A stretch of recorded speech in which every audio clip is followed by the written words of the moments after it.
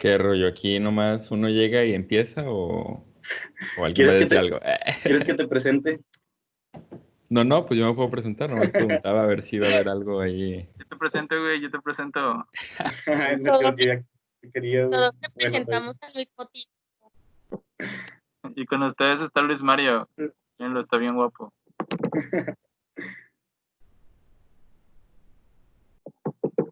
Pero no estoy agregando una imagen a la diapositiva.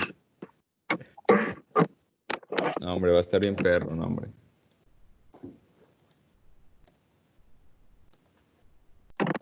A ver. El Luis Mario siempre. Nadie está... ¿Qué? ¿De qué vas a hablar? ¿Vas a hablar de la industria o vas a hablar de vidrio? Del vidrio. Quedamos que... Lo comenté con Susana, me dijo que está un espacio libre el viernes para hablar de la industria y del trabajo y ese rollo. Y como el título de esta conferencia ya estaba de que, pues técnico, por así decir, pues mejor ahorita lo del vidrio y el viernes ya lo laboral y todo eso. Para que se apunten, todo lo que estén escuchando, el viernes a las 8 voy a hablar o sea, ahorita voy a hablar de la parte técnica del trabajo, digo entre comillas, también está no tan teórica, pero el viernes voy a hablar ya totalmente de la experiencia laboral y de trabajar y cómo estar en la industria y todo ese business. Bueno, pues dejen comparto pantalla. Qué guapo, Luis Mario.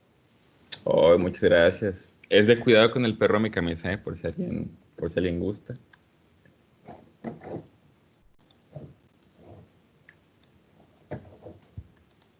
Luis Mario, ¿por qué no presentas encuerado?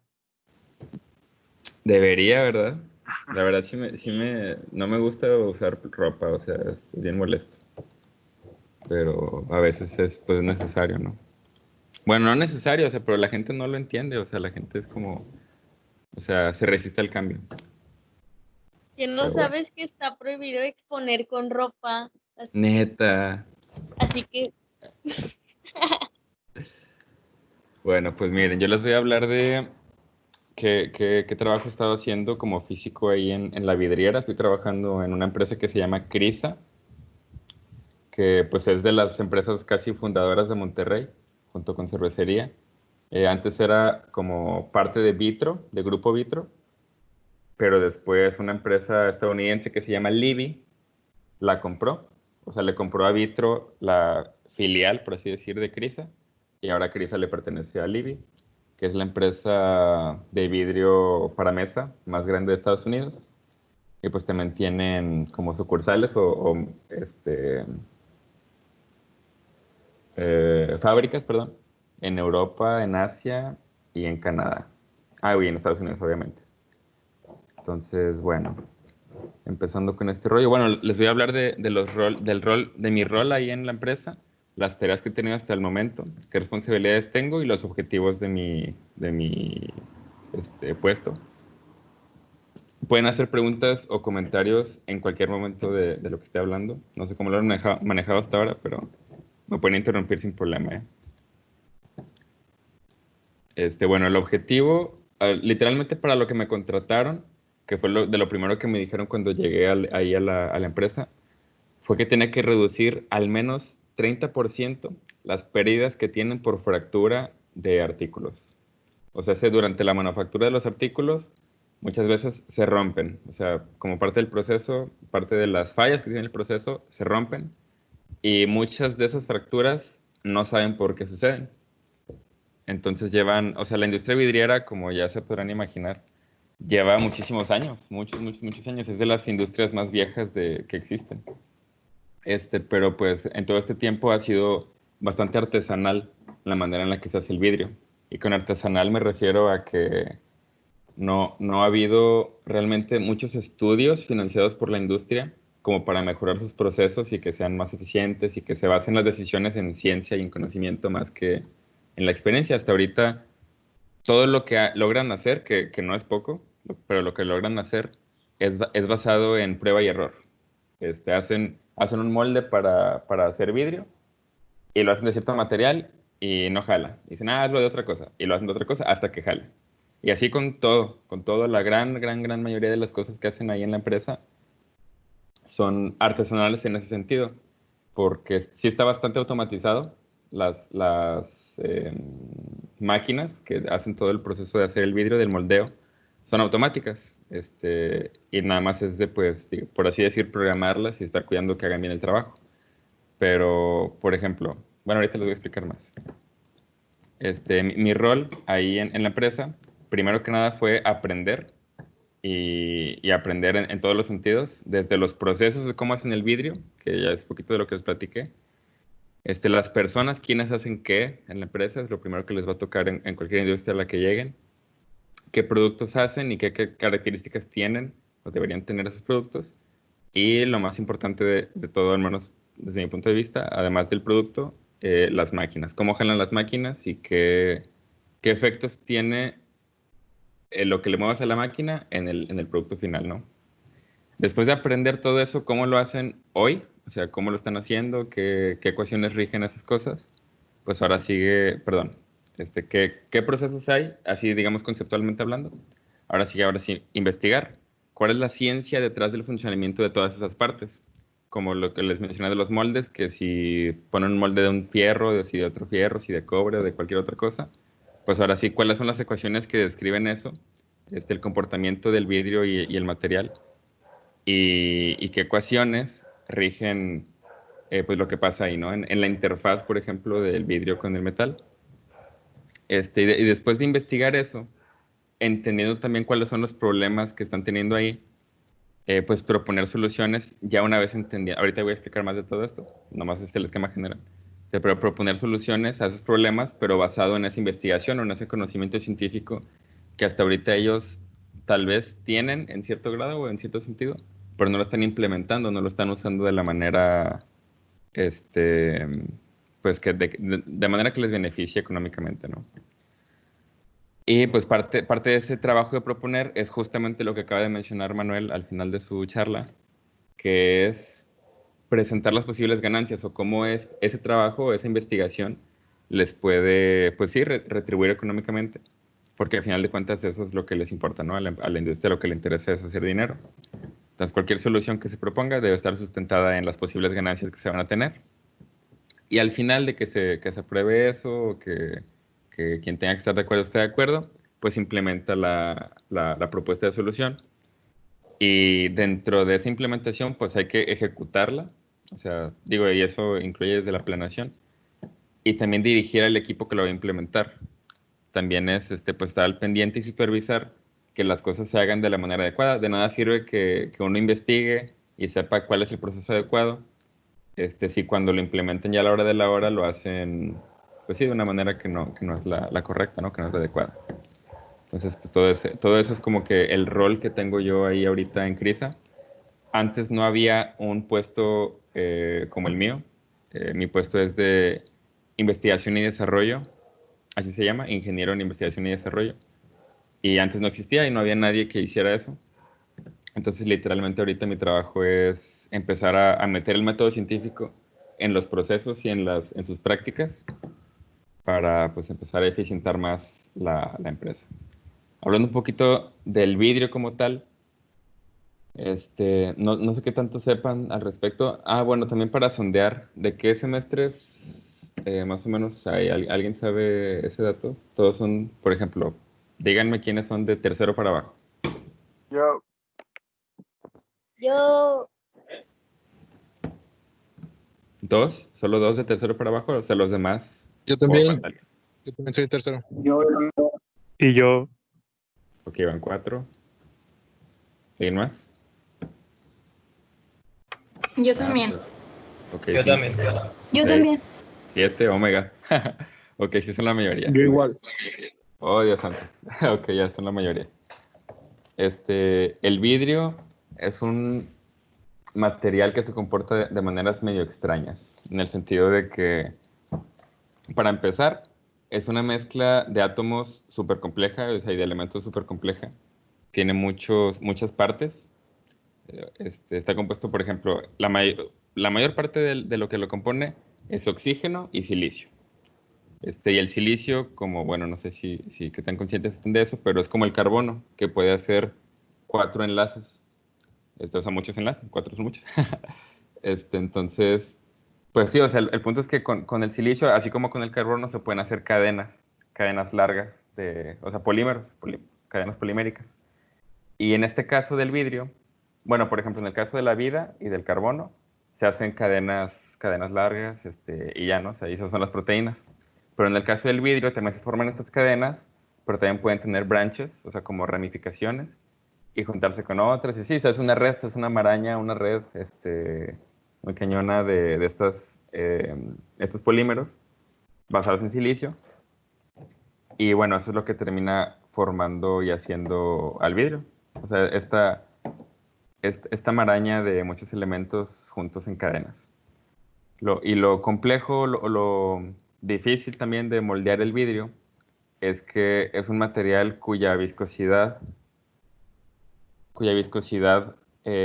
decrece o pues sí, pues decrece extremadamente rápido conforme baja la temperatura. En esta gráfica podemos ver, esta es escala logarítmica. Aquí la que ven a la izquierda es una escala logarítmica. Y esta curva, pues es cómo cambia la viscosidad, bueno, el logaritmo de la viscosidad del vidrio conforme la temperatura decrece. Esta es la temperatura, esta es la más alta temperatura. Déjenme pongo aquí, hay un pointer, ¿no? Ahí está. Esta es la temperatura, alta temperatura, y esta de acá es baja temperatura. Entonces aquí estás como a 1500 grados aproximadamente, centígrados. Y aquí estás en una viscosidad cuyo logaritmo es alrededor de 14, o sea, 10 a la 14. Y conforme lo vas enfriando y enfriando y enfriando, como podrán notar, decrece muchos órdenes de magnitud en un rango de temperatura pequeño. Aquí más o menos, por aquí más o menos, aquí están los tal vez 500 grados. De 500 grados. Y aquí estamos en 1500. Entonces, estos 1000 grados más o menos, en ese tiempo, bueno, en esa temperatura tiene que solidificarse totalmente. Acá está en líquido, prácticamente líquido, un líquido viscoso, pero al final de cuentas fluye y todo. Y acá ya tiene que ser el artículo de vidrio con el que tú tomas agua. Ese artículo de vidrio con el que tú tomas agua no es un sólido como los que conocemos, o sea, es un sólido, se le llama sólido amorfo. ¿Qué significa amorfo? Que su estructura atómica no es regular, no es como un cristal, que tiene el arreglo cristalino, que tiene varias, no sé, la cara tetraédrica, la cara, digo, ya lo verán más adelante cuando lleven ciencia de materiales, la cara sí lo vemos, bueno, sí se ve. Entonces, bueno, si les interesa, ¿verdad? Pero bueno, el punto es que el vidrio es una estructura no cristalina, es un sólido amorfo. Pero eso lo que implica es que nunca llega a este estado de mínima energía. Que, pues sí, o sea, como los cristales, su mínima energía es estar en ese estado de cristalización. O sea, ese arreglo atómico súper ordenado y bonito, ese es el momento en el que ya tiene mínima energía el cristal. En este caso, eso no existe. Simplemente empieza a decrementar su energía cinética, la energía cinética de cada uno de los átomos, y eso hasta llega un punto en el que ya no se pueden mover, ya no tienen energía cinética suficiente para moverse y seguir fluyendo, y eso es lo que los detiene. Entonces, miren, en este caso estamos viendo una botella, pues como de coca, una botella de vidrio, que aquí está, pues todavía el rojo vivo está extremadamente caliente y sigue siendo bastante moldeable. O sea, si tú ahí lo agarras y la aplastas, así, digo, obviamente te quemas, pero si tuvieras un guante súper resistente, pues sí lo aplastas, o sea, y sí se deforma. Y aquí lo que va a pasar es que esta cosa de aquí es el molde, y esta cosa de aquí, el vidrio fundido, se le llama preforma. Esta es la preforma. Entonces, el molde va a aplastar a la preforma y luego se le va a soplar aire por adentro. En el momento de que pase eso, se va a expandir y va a llenar las paredes del molde y ya se va a quedar la forma de la botella. La cuestión aquí es que en ese momento, en ese tiempo, que no es mucho, es muy poco tiempo, son pocos segundos, tiene que pasar de esos 1500 grados que les dije a casi 500 grados o un poquito más, 650. Y en ese momento el vidrio ya está sólido, como podrán ver aquí. este ya casi es el vidrio formado, nada más que sigue muy caliente de aquí abajo. Pero como podrán ver, ya está parado. Ya está parado aquí el artículo en esta cosa, ¿no? Entonces ya está, el punto es que ya está sólido. Entonces, esto sucede en segundos, en muy pocos segundos, de pasar de aquí a acá. Y eso provoca bastantes problemas. ¿Por qué? Porque aquí pueden ver un diagrama imagínense que esto es vidrio. Y lo que pasa cuando tú enfrías el vidrio muy rápido es que la parte exterior, la parte de afuera del vidrio, se enfría más rápido que la parte de adentro. Espero que eso sea lógico.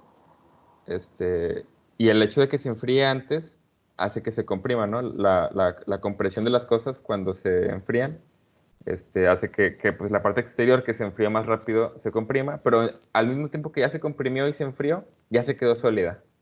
Y ya no se mueve, ya está ahí sólida. Entonces, la parte de adentro quiere seguir comprimiéndose. O sea, se está enfriando, está perdiendo calor y quiere comprimirse porque esa es su naturaleza, ¿no? Las cosas cuando se enfrían se comprimen.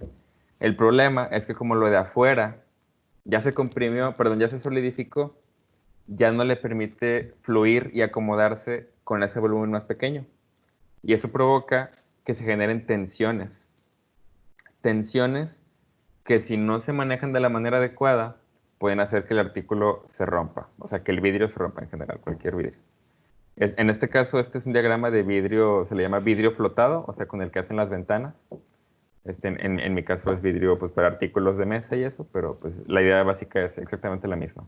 Si se enfría muy rápido, se van a provocar tensiones y esas tensiones tienen que estar bien manejadas para que no terminen en fracturas indeseadas. Entonces, bueno, este de aquí es otro ejemplo de un artículo de vidrio, pero en vez de ser por soplo, se le llama soplo, porque está la preforma, lo aplasta el molde y luego se sopla y ya se forma.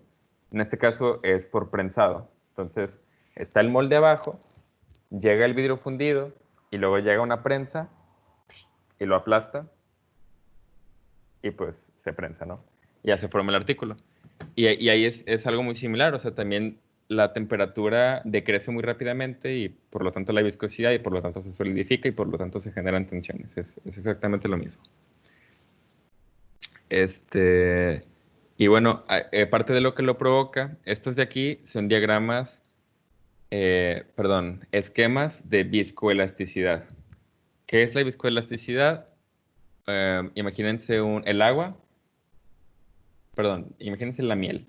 La miel, pues es viscosa, ¿no? O sea, tú la haces quieres que fluya y pues se tarda, o sea, está bien lenta. Pero ahora imagínense el lime, el slime, el moco ese que es como... Tiene nombre, ¿no? ¿Alguien sabe el nombre de esa cosa? Sí, es slime, ¿no? Sí, sí, es el slime. Ándale, bueno, esa cosa. Esa cosa, además, es elástica. O sea, hace cuando tú la haces así y la sueltas, se regresa, ¿no? A la forma en la que estaba. O bueno, se quiere regresar, se genera una tensión, que luego tú al liberar esa tensión, pues se regresa a su forma. Ahora combina esas dos cosas, algo elástico y algo viscoso. Y eso es el vidrio. Y muchos otros materiales, de hecho la mayoría de los materiales en cierto grado tienen este comportamiento. Pero el vidrio en particular, pues se comporta de esta forma. ¿Y cómo lo modelas matemáticamente eso? Pues hay ecuaciones que describen un resorte, que es la parte elástica. Digo, la gente, los que ya sean no sé no me acuerdo qué semestre se ve, tercero para arriba, tal vez ya tienen bien cimentado el concepto del resorte. Y la parte viscosa, yo creo que, pues sí, creo que de hecho en segundo en mecánica rotacional se ve algo de viscosidad, ¿no?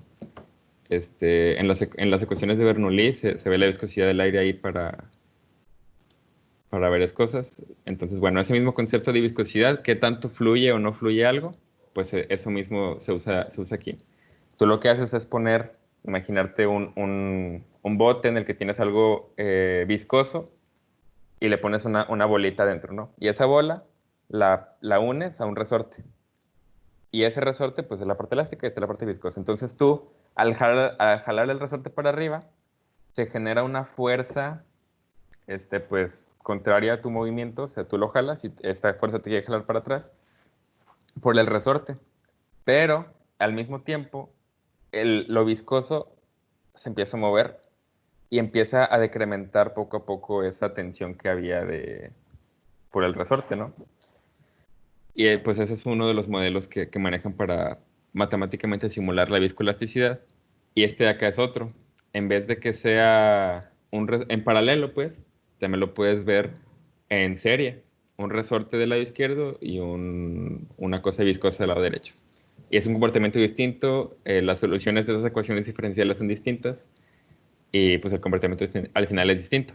Lo que se ha encontrado que mejor logra describir el vidrio con sus, pues sí, con todos sus matices y con todo lo que conlleva la complejidad del vidrio, es este último de acá, que es un modelo viscoelástico de Maxwell, se llama, el simple de acá que está en serie, con este de acá en paralelo, digo, perdón, en serie, y perdón, este de abajo en paralelo y este en serie juntos, y eso describe aún mejor que cualquiera de estos dos el comportamiento del vidrio y cómo se enfría y cómo libera la tensión, cómo se genera la tensión, etc. Entonces, bueno, esas ecuaciones son las que tienen que usarse para describir, esto se le llama quenching, cuando tú tienes un vidrio caliente y lo enfrías rápidamente para generar tensiones intencionalmente. Este quenching pues se modela con este tipo de ecuaciones.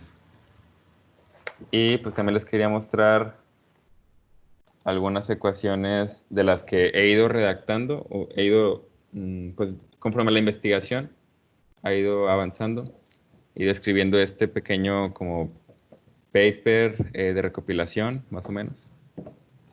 Y aquí describo prácticamente todo, ¿no? Desde la composición química del vidrio, si le pones tanto potasio, tanto calcio, tanto magnesio, tanto aluminio, ¿qué pasa? Sí, o sea, ¿cuál es el rol de cada uno de esos componentes? Por ejemplo, el silicio, el boro, si son modificadores de red, la red que les comenté ahorita, si la modifican o son creadores de red.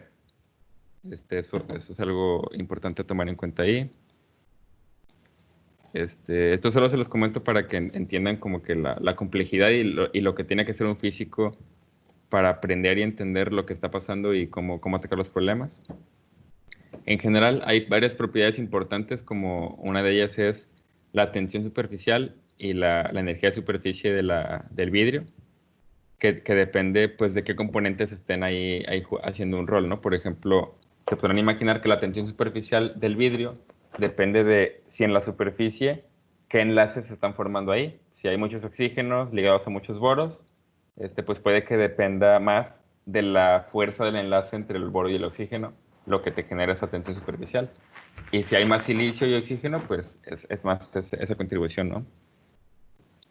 Esto es la dureza de fractura, fracture toughness.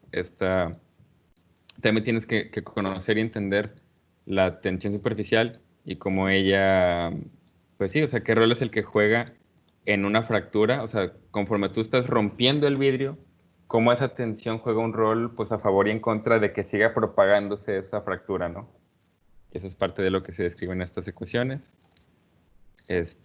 Otra cosa, algo interesante del vidrio es que tú puedes calcular una dureza teórica del vidrio respecto a la fuerza de los enlaces y la cantidad de enlaces y todo ese rollo. Y resulta que la dureza que calculan teóricamente es muchísimo mayor que la dureza que se mide, la dureza real del vidrio. Y eso significa que todavía, bueno, al menos desde mi perspectiva, que a mí lo que me interesa es mejorar las propiedades del vidrio que hacemos ahí en Crisa, pues significa que hay mucho potencial todavía vaya, mucho para mejorar pues en las propiedades del vidrio. Si teóricamente tiene esa dureza y no se está viendo eso, es porque se pueden hacer cosas todavía en el vidrio que todavía no entendemos puede ser, pero si teóricamente debería tener cierta dureza, pues, ¿qué es lo que hace falta, no? Pues sí, para que tenga esa dureza. Entonces, ¿qué más les puedo comentar interesante de aquí? Sí, para analizar algo que he estado haciendo mucho últimamente, ahorita les explicaré más de eso, pero mucho de lo que he estado haciendo es análisis de fractura. O sea, el video se fractura, le pregunté es cómo se fractura, por qué se fractura y cuáles son las características de esas fracturas. Y para eso se tiene que utilizar, por ejemplo, un estereomicroscopio, que es un microscopio pues óptico muy normal, en el que simplemente te magnifica mucho Es como una lupa gigante, ¿no? Prácticamente. Y el otro microscopio que uso mucho es el microscopio petrográfico. Este microscopio lo que hace es que te permite, además de hacer una magnificación mucho mayor que el estéreo, el estéreo llega como hasta 8 veces, simplemente 8 veces lo que ve tu ojo, y el petrográfico puede llegar hasta 50, al menos el que está ahí en la fábrica. Y además de que es una magnificación mucho mayor, también te permite ver con luz polarizada. ¿Por qué nos interesa la luz polarizada? Porque la luz polarizada nos deja ver las tensiones que hay dentro del vidrio. Estas que les mencioné ahorita, del quenching. Cuando tú tienes tensión, también significa, bueno, es lo que se ha descubierto, que las moléculas el arreglo atómico alrededor de esas partes con tensión están alineadas o están acomodadas de cierta forma. Tú cuando lo tensionas, puede que, por ejemplo, en el hule está todo así nomás, pues ha hecho un desmadre, ¿no?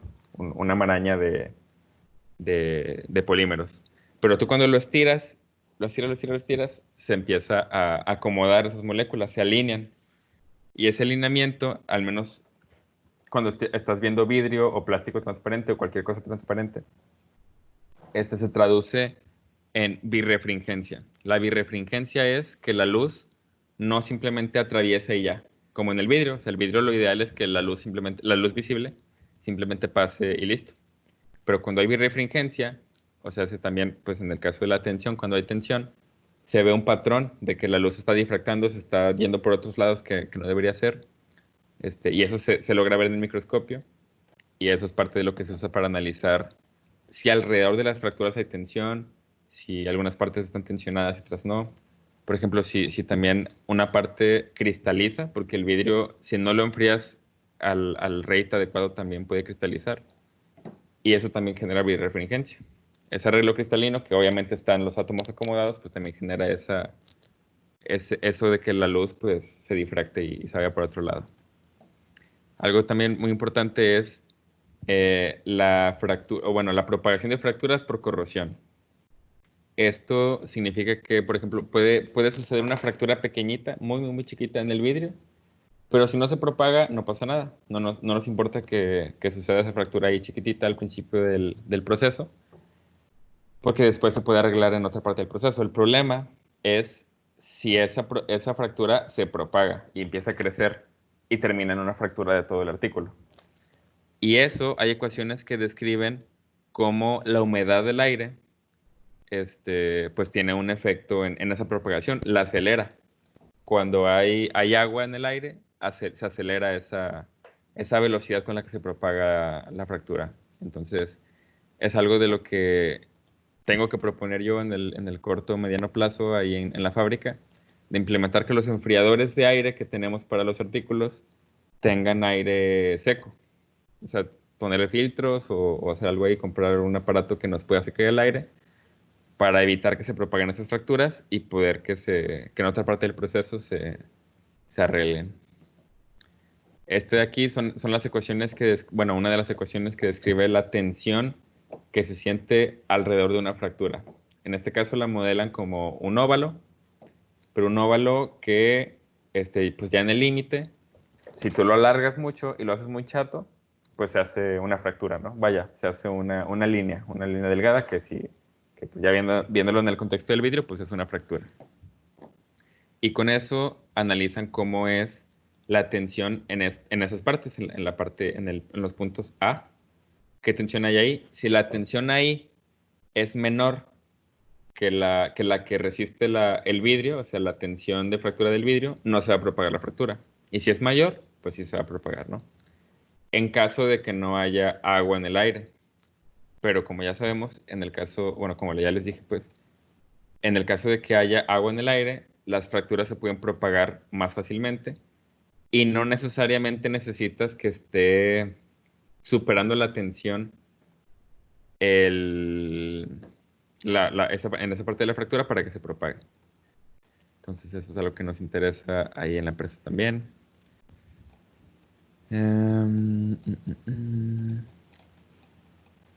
Otra cosa que se hace bastante ahí en la empresa ya desde hace como 2 años es la simulación por elemento finito. Elemento finito no es más que resolver las ecuaciones diferenciales que describen los fenómenos ahí en el proceso, pero ya viéndolo en escala real. O sea, agarras el artículo, digo, este es de plástico, pero imagínense que es de vidrio, y lo ves así en la computadora como tal, este modelo 3D del artículo de vidrio, y lo divides en cachitos súper chiquitos, súper chiquitos, que pueden ser triangulares, pueden ser de muchas formas. Y estos cachitos, ahora sí, estos ya los modelas pues más fácilmente con las ecuaciones que conocemos y queremos. Ahí está acabando el tiempo. Bueno, entonces eso es lo que hace el elemento finito.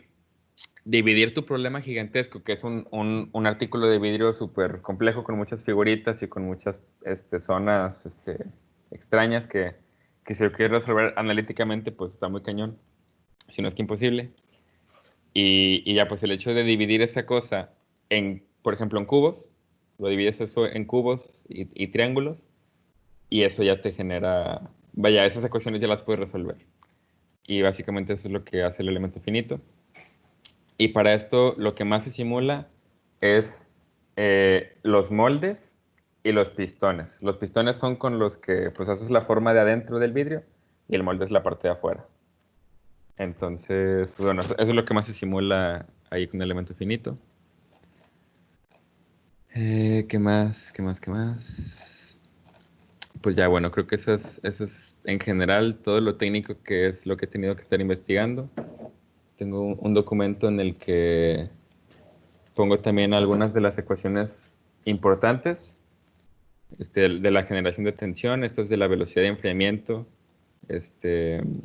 la difusividad térmica y el grueso del vidrio, el coeficiente de expansión térmica, las ecuaciones que describen la cristalización, la energía libre de Gibbs de cristalización, el radio mínimo que tiene que tener un cristal para que pueda seguir expandiéndose, el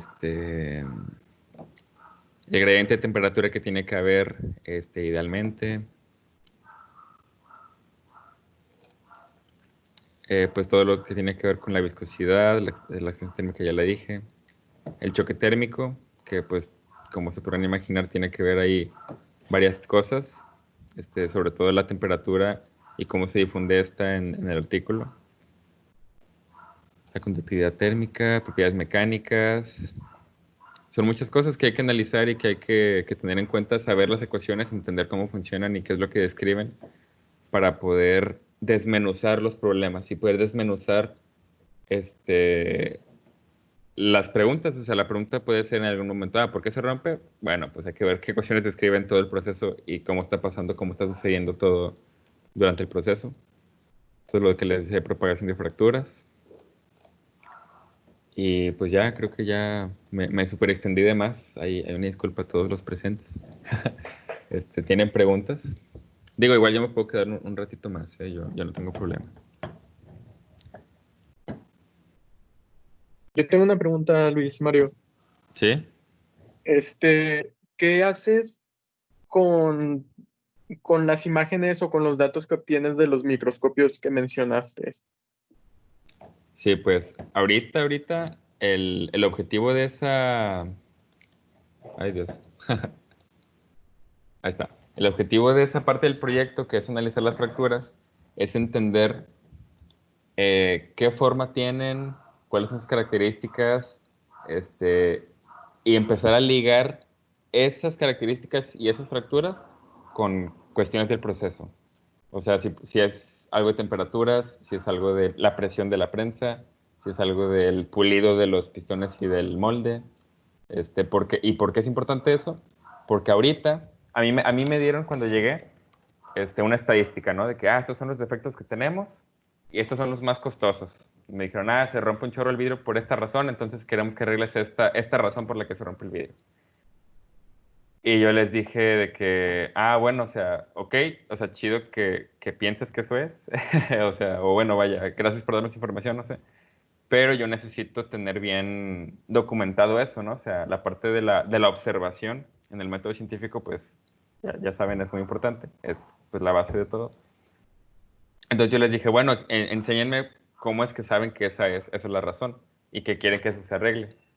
Y no me supieron decir, o sea, no pudieron, no tienen ese tipo de datos, no tienen ese tipo de registros, solo tienen registro de los defectos y en qué artículos han pasado y ya cuándo han pasado y así. Pero no tienen link con otras áreas o otras partes del proceso. Y otra cosa es que o sea, una cosa también que están haciendo por el momento de la manera no tan adecuada ahí en Crisa es que los defectos se nombran por su causa, o sea, por la que creen que es su causa. Por ejemplo, hay un defecto que se llama molde golpeado. Y este defecto que se llama molde golpeado, pues a ti lo que te dice cuando lo ves y lo ves en la estadística, que ahí está en la estadística, fue un molde golpeado, pues dices, hay que arreglar el molde, ¿no? Para arreglar ese defecto tengo que moverle algo al molde para que ya no salga. Y el problema es que no necesariamente es así. Y no tienen un registro ni un manual o algo que les diga, sí, sí es un molde golpeado, así se arregla. No tiene nada de eso. Entonces ahorita mi trabajo actual, o bueno, mi rol actual, mi tarea actual, por así decir, es meterle ciencia a esa parte de la caracterización de los defectos. Para que ese que le llaman molde golpeado, ya no le llamen molde golpeado y le llamen, por ejemplo, pared cóncava. O sea, porque la pared del artículo de vidrio está cóncava y ya por eso se ve extraño, ¿no? Se ve ahí algo extraño en el vidrio y es por eso, porque está cóncava. Y ahora sí, se pueden preguntar ellos, o bueno, pues es lo que yo voy a investigar después, pero ellos también van a poder investigar, preguntarse, plantearse, ¿por qué está saliendo la pared cóncava? Más que decir, arregla el molde. ¿Sí me explico? También hay muchos defectos que se llaman así, hay uno que se llama raya de vela. Y esta raya de vela le llaman así la caracterizan, así la ponen en la estadística, porque creen que es algo que tiene que ver con el vidrio fundido cuando llega al molde, que le llaman, es la vela. Y no necesariamente, o sea, lo que yo me he dado cuenta con el análisis que he hecho hasta ahora es que no necesariamente esa raya que reportan como raya de vela tiene que ver con la caída y la temperatura del vidrio fundido. Puede ser otra cosa que hasta ahorita obviamente, bueno, no es obvio, pero todavía no sé pues cuál es esa razón, es lo que voy a investigar. Pero el punto es que esa estadística que ellos me daban y que me siguen dando pues no es ¿cómo explico? No me sirve a mí, pues. No me sirve a mí para hacer mi trabajo bien. Que me digan, hay tanta raya de vela o tanto de eso. Entonces, por eso ahorita estoy desde lo más básico empezando.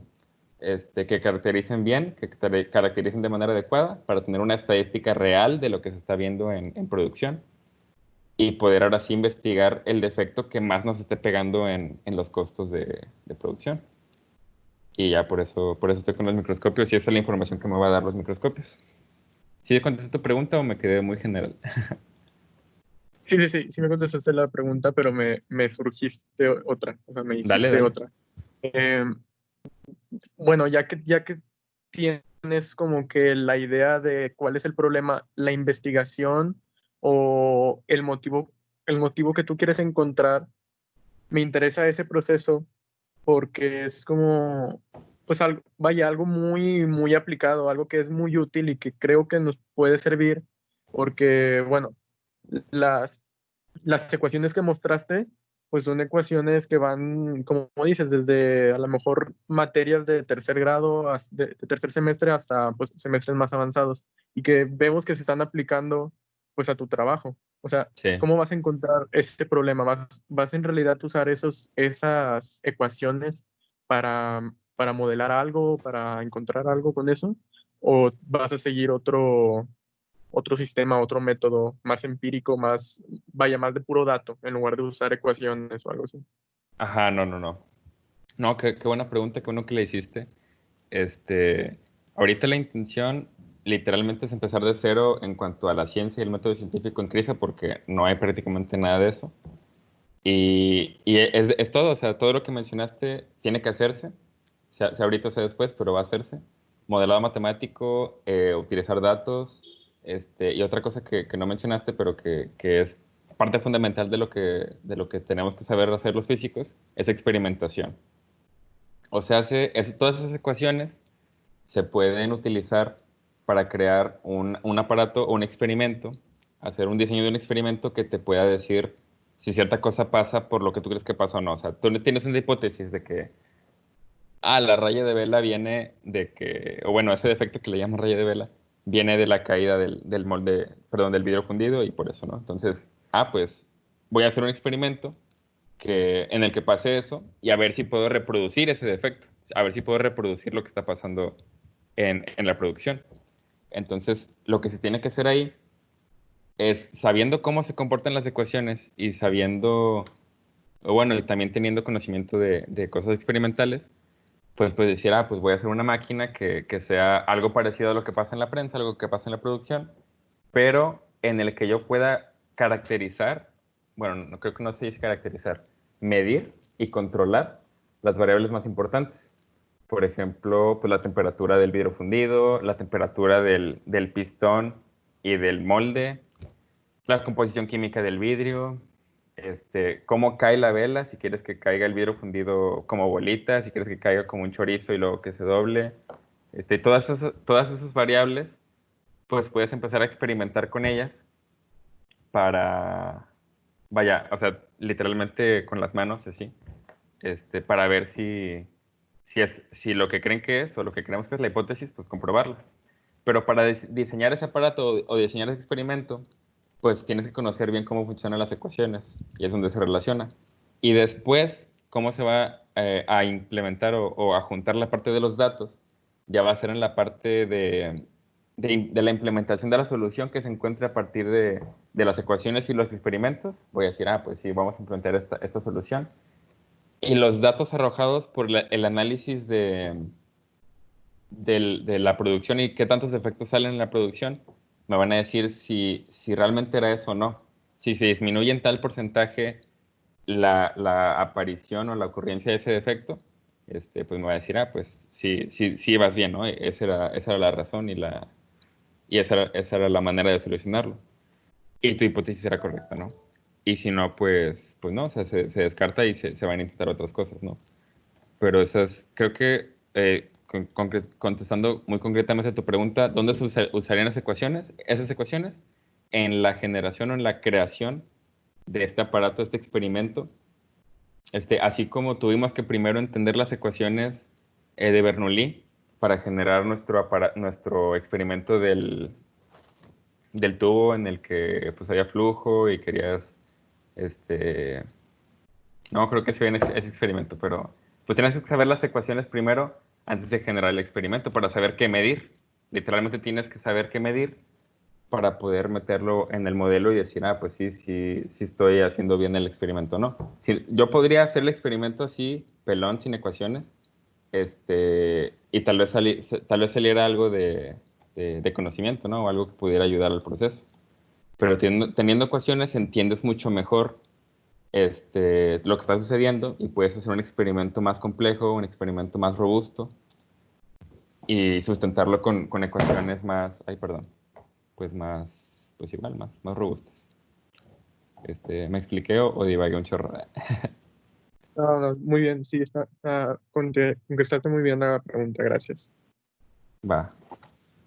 ¿Qué onda? ¿Alguien más? ¿Preguntas? Yo tengo una Bueno, pregunta. Ay. No nos amontonemos. Si me van a preguntar que por qué traigo camisa, ahorita me la quito, pero en privado. No, creo que parte de tu chamba es comunicar las necesidades que tienes en cuanto a, como lo que dijiste, ¿no? De que los nombres que les ponen son muy como vagos, no son tan formales. Y pues muchas veces tú como de la parte científica hacia la parte administrativa, debe haber ahí una comunicación muy extraña, ¿no? Porque Sí. no pueden entender por qué necesitas una estadística mejor. ¿Cómo le haces para hacer esa comunicación con ellos y que se dé eficientemente? Sí, de hecho, eso es parte de lo que me dijo mi jefe, cuando recién me contrataron.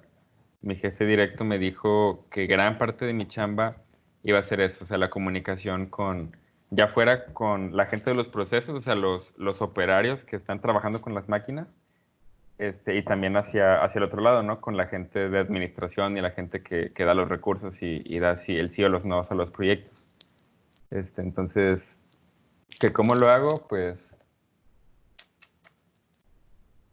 a mí siento que se me da, bueno, no que se me dé naturalmente, no es eso lo que quiero decir, o sea, siento que es algo con lo que siempre he tenido que lidiar, o sea, el hecho de explicarle a ya sea amigos, familia, lo que hago, lo que quiero hacer, o también las experiencias que les comenté, si es que alguien de aquí estuvo en mi conferencia, en el cotorreo del lunes, o sea, de que explicar proyectos científicos, pues bueno, el punto es que siempre he tenido esa necesidad de explicarle cosas científicas a otra gente que no es científica. Y eso es algo que creo que todos, absolutamente todos los físicos tenemos que desarrollar esa habilidad que no nacemos con ella ni nos enseñan a hacerla en la facultad. Tenemos que desarrollarla y eso es pues con experiencia, ¿no? Con hacer cosas, hacer divulgación. Porque literalmente es tratar de explicarle la energía libre de Gibbs de formación de un cristal a un cabrón que te va a dar un proyecto para comprar que te va a probar o no un proyecto para comprar un microscopio que te permita ver cristales. O sea, eso, pues tienes que saber comunicarlo, tienes que entender, para empezar, que si mencionas energía libre de Gibbs en tu presentación, lo vas a perder. O sea, no tiene ningún sentido, que también era parte de lo que comentaba Manuel hace rato. No tiene ningún sentido explicar cosas técnicas a esas personas administrativas e ingenieros, porque para empezar no las van a entender y no las necesitan entender tampoco. Tú lo que les tienes que decir es, con esto voy a lograr esto, y el hecho de que logre esto le puede generar tanta porcentaje de ganancia Siempre hay que traducirlo a dinero, es mi punto. Siempre hay que traducirlo a beneficios tangibles. No siempre se puede con dinero. De hecho, parte de mi trabajo es explicar por qué, a pesar de que no hay dinero de por medio en mi investigación como tal, en una parte al menos de mi investigación, pues como eso igual tiene beneficio, ¿no? Pero bueno, el punto es que siempre tiene que ser ligado a algo tangible, o sea, algo que tú puedas explicar y decir, necesito esto para lograr esto, y así, ¿no? Si lo puedes ligar con dinero, mucho mejor, que es lo que ellos más entienden y lo que más les gusta que les hablen. Y a la gente de los operarios, o sea, la gente que es la que está con la máquina trabajando, creo que lo importante o lo que hay que comunicar ahí tampoco es la intención que sepan física y tampoco es la intención que sepan qué es la energía libre de Gibbs de formación de un cristal, sino que entiendan en el nivel más superficial, pero útil, qué es lo que está pasando en el vídeo y qué es lo que está sucediendo y por qué se necesita hacer eso que quieres que hagan. Si yo les digo, oye, es que quiero que la prensa baje más rápido para que se enfríe más rápido y no haya chance de que se cristalice. Si yo le explico, mira, la curva de cristalización depende del tiempo de enfriamiento, y si se enfría muy lento, se cristaliza más, o sea, eso no le sirve. Pero si yo le digo, no, hombre, es que si la bajas lento se va a romper, yo ocupo que no se rompa, ¿no? Entonces, pues ya, y así, ¿no? O sea, digo, fue un ejemplo tal vez muy malo, pero, pero bueno, eso es lo que hay que hacer. O sea, por un lado, traducirlo a dinero, y por otro lado, traducirlo a cosas bien prácticas. Creo que es la manera correcta de comunicar. Gio, ¿contesté tu pregunta, Monse? Sí, sí, sí. De hecho, pensé que es lo que iba a escuchar con el cochino dinero, ¿eh? Sí, el cochino dinero, siempre es el cochino dinero. Malditos cerdos capitalistas. No, bueno, ¿tú qué ibas a preguntar, Gio? Que si quieres que esto se suba o no se suba, porque estás hablando de tu trabajo y no sé qué tan confidencial sea. Pues digo, sí, por eso mismo me lo pudiste haber preguntado en privado, pero por eso no puse nada como tal del trabajo, o sea, fueron puros conceptos y eso. Bueno, lo único es el review, pero pues eso es una recopilación de datos que están públicos y todo, o sea, no. O sea, sí, no pasa nada si lo subes. No hay problema con eso. ¿Alguien más tiene una pregunta? Bueno, sí, tengo una pregunta. Bueno, mencionaste que se le podía poner como que otras cositas al vidrio. ¿Se ha implementado eso? ¿Has tratado de implementarlo? O si, inclusive si hay otra manera de hacer vidrio, ¿has investigado sobre eso? Por ejemplo, tratar de usar estas impresoras 3D o alguna otra cosa para hacer, o sea, no fundirlo y evitarse pues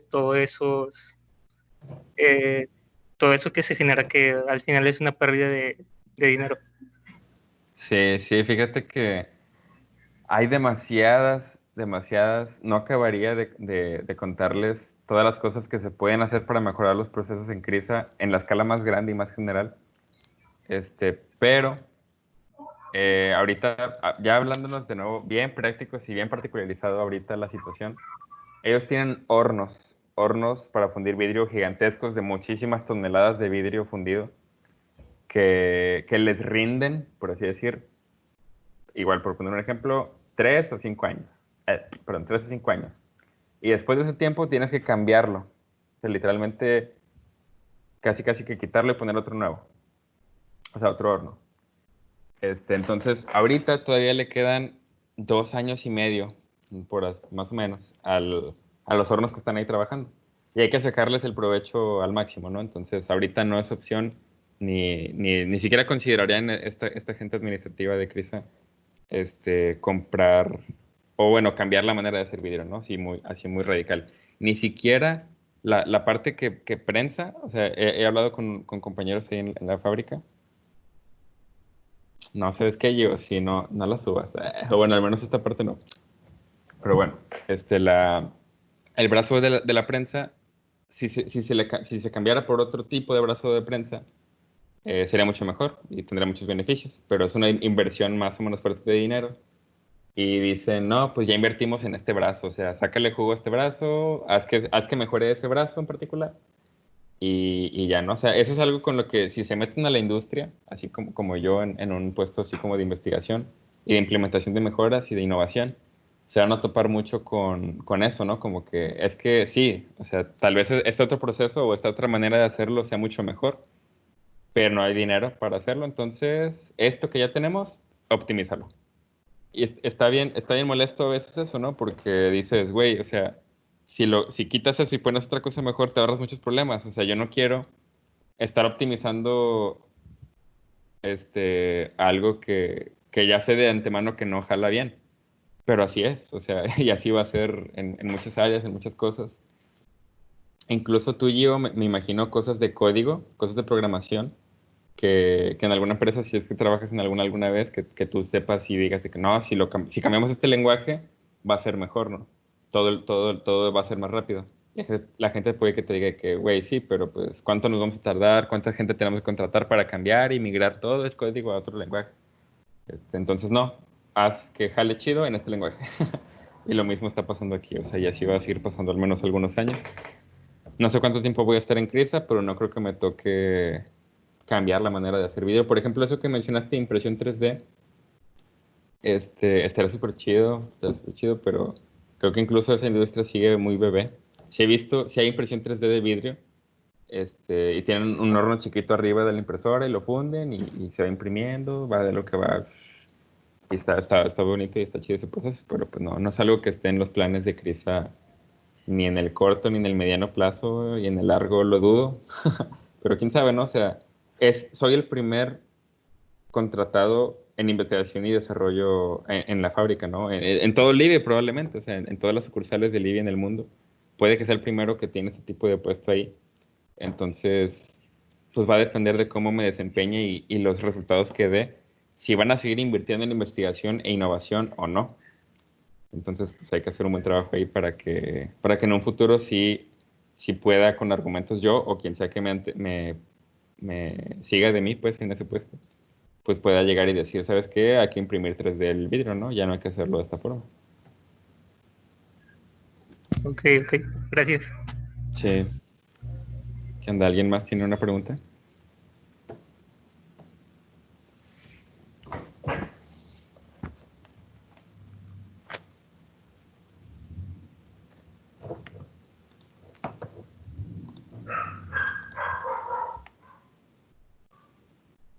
Si ya no hay preguntas, yo les voy a preguntar algo a ustedes.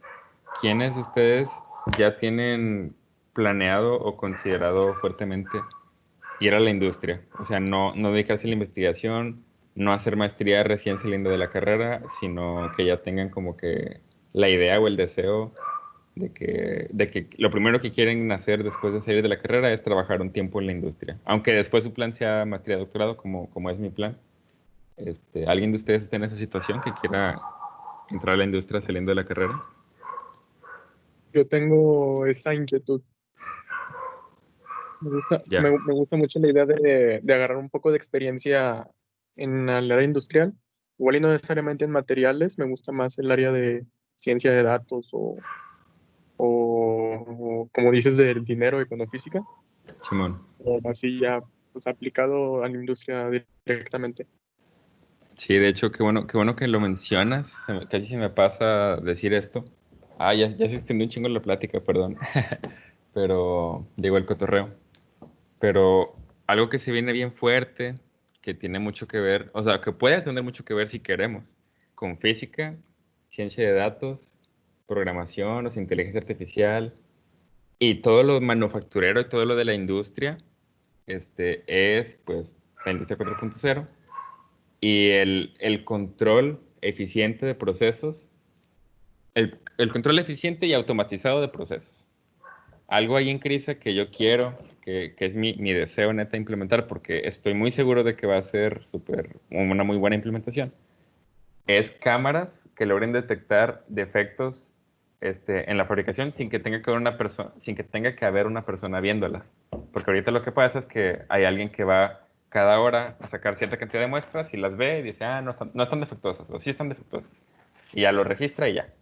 Pero pues eso sería mucho más eficiente si lo hiciera una máquina, ¿no? O sea, si tuviéramos cámaras y estuvieran optimizadas esas cámaras y esos programas de manera que puedan analizar los datos de la forma, la luz que pasa a través del vidrio y demás para encontrar los defectos. De hecho, he encontrado ya papers y patentes de eso. O sea, hay gente implementando esas cosas ya en la industria vidriera.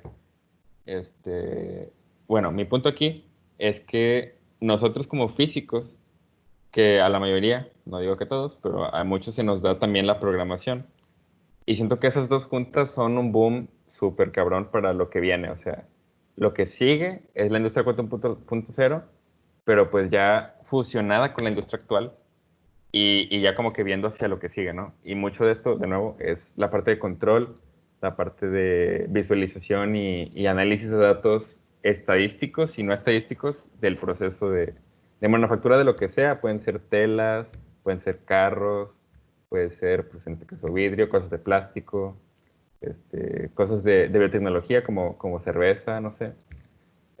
Hay un campo y un área de oportunidad gigantesca que nosotros podemos aprovechar para empezar a ofrecerle innovación basada en ciencia a las empresas. Y eso es algo que me gustaría que todos los que vean esto se lo queden en la cabeza. O sea, hay muchas empresas que ni siquiera saben que pueden implementar cosas. Como hace rato mencionaste, César, las ecuaciones que estoy usando y manejando no son complicadas, o sea, se ven hasta en los primeros semestres de la carrera, y no tienes que ser físico teórico de partículas y saber cosmología ni nada súper complicadísimo que ocupas maestría y doctorado para hacerlo, para implementar y proponer soluciones.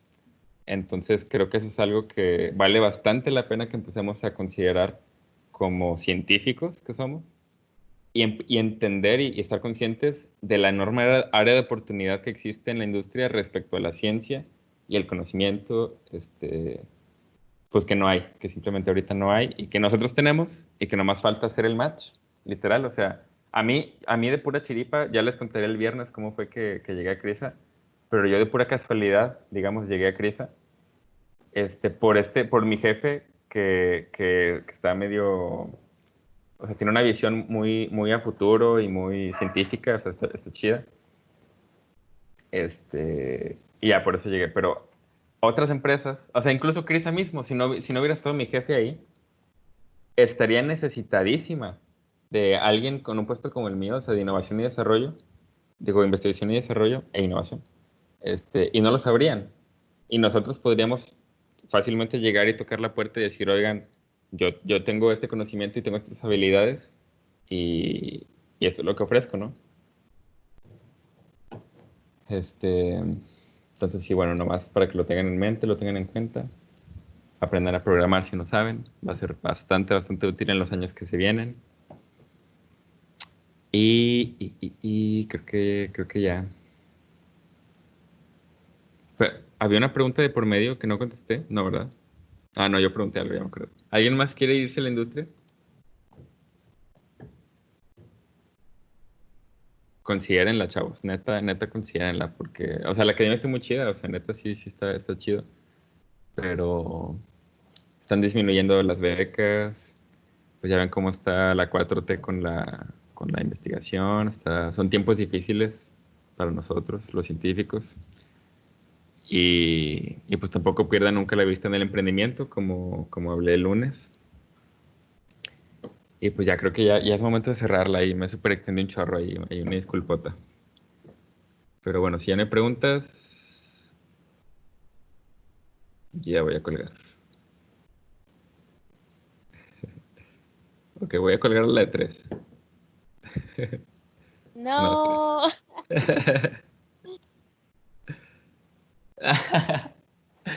No, bueno, descanse, Amanda. Cenen, por favor, cenen y tomen agua. No olviden tomar agua, ¿eh? Los aprecio bastante. Dale, Adiós. gracias. Bye. Mario. Gracias. Adiós.